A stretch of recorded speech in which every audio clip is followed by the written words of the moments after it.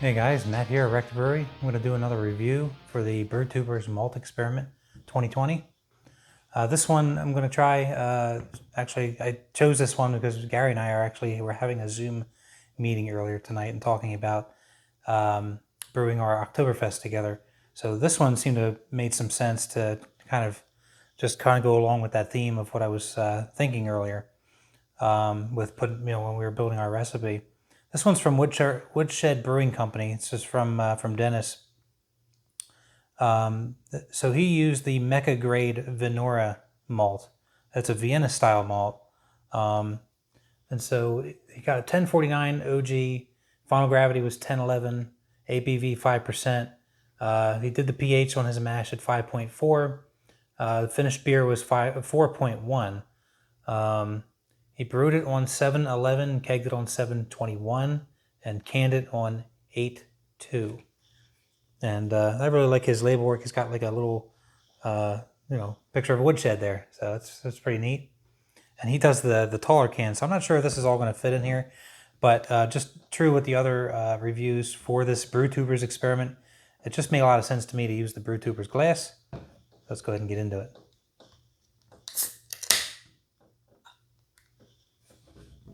Got a nice pop on that.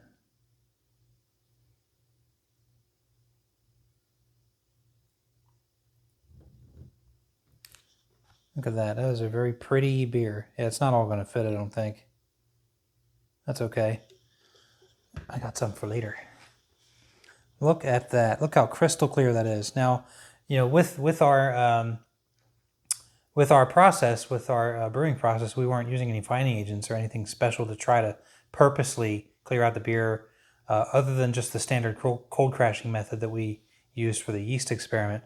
And look at that. I mean, without using any additional clarity agents, I mean, that thing came out really, really clear. It's got a nice deep golden color, deep straw color to it. Maybe a little bit of an orange hue on it. So a little darker than the last one I looked at, which was a pale malt. So this is a Vienna style malt. Now let me just read for you guys here. I pulled up on their website. I found a PDF because I'm not familiar with Mecca grade estate malt, and I wanted to read up on these guys. So they're out of Oregon. So here in the U.S., Vanora is a Vienna style foundation malt. They're saying here that of course, it's a base malt, so you can use 100%. The characteristics and the applications that they are recommending for this malt is to be used in Vienna, Oktoberfest, and Marzen beers. Vanora is a high kilned malt that is aromatically rich, contributing slate toasted walnut flavors and a deep golden hue in your beer. Now, there's that deep golden color that I had called for right there. So let's see if we can get a nose on this.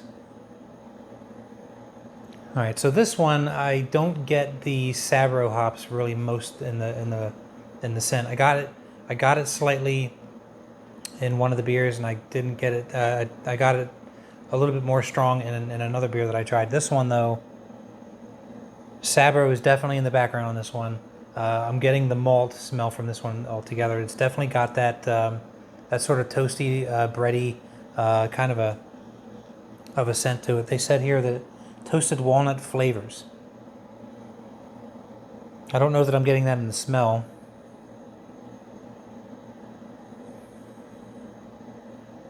But it definitely smells like more of a malt forward beer. Let's go ahead and try it. Cheers.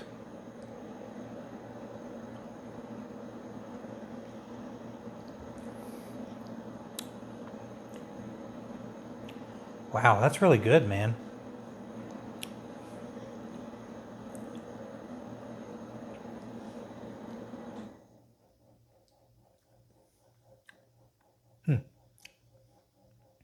So I've tried, actually pretty recently, I've tried some Vienna beers, some Vienna lagers, and I didn't really like the taste of the Vienna malt that maybe they used, and I don't know how much Vienna they used.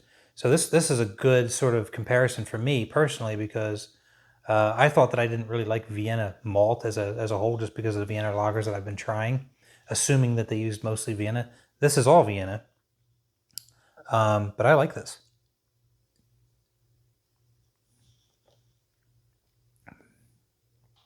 It doesn't come off as strong as the Vienna lagers that I've recently had, at least. Um, the Vienna character, anyway.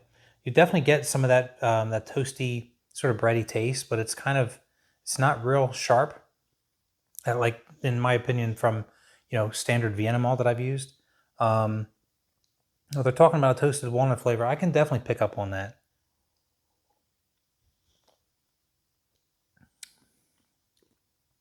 Yeah, yeah, it's there. It's definitely there. It's not real strong, but it's definitely in the taste. And I love myself some walnuts, pecans, and all those.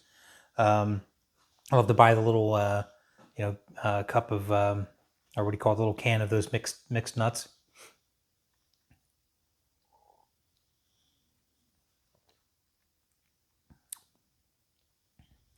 And I can see what you meant, Dennis, when you said that this is a beer that you had on tap and went through it pretty quickly.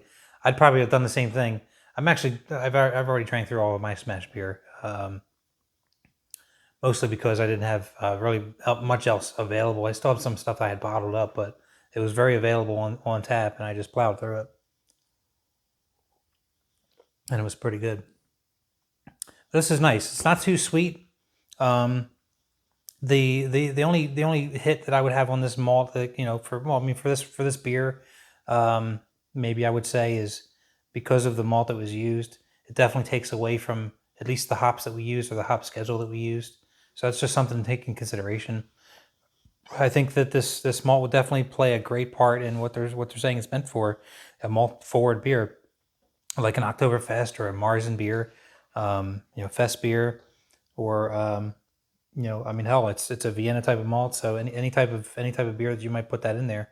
I don't know if it would be good in like a Scottish ale, or anything that's probably malt forward. I would imagine this would do very well in. So nice job, Dennis, and great craft. I mean, that's a beautiful looking beer. It's got it had a bit of a head on it when it started, and it's still got a nice cap on it now. Even um, got some little bit of lacing there hanging onto the glass, and yeah, it's just a really inviting looking beer, and it's very nice. So good job, Dennis. We're going to go ahead and enjoy the rest of this before I'll probably dive into another one, I think, tonight and try another one out. But till next one, cheers. Yeah, yeah.